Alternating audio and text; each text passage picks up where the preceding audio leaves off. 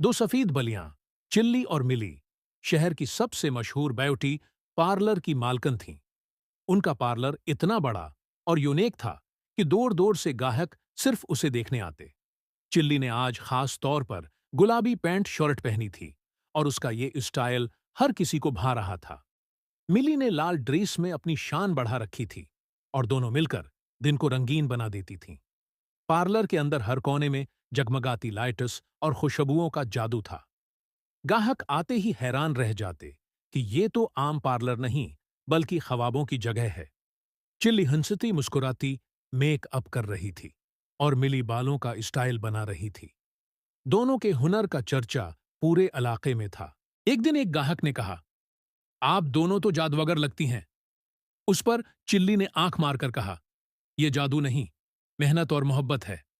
मिली ने हंसते हुए सिर हिलाया और कहा, हां, और थोड़ी सी शरारत भी।